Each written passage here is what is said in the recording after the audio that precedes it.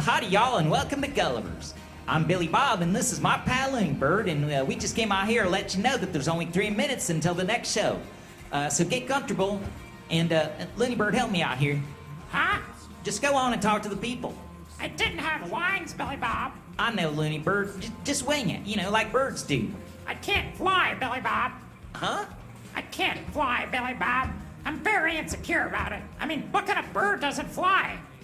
Penguins. Penguins can't fly, right? Do I look like a penguin to you, Billy Bob? What about chickens? They don't fly. You need to study your animals. No, Looney, Looney, listen. I understand you might be embarrassed by these things. Yeah. But in my eyes, I think you're perfect. You really think so? Of course, Looney Bird. You're my best buddy.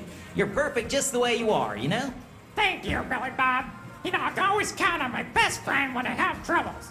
Well, anyways, folks, there's just under a minute until the next show. See you soon.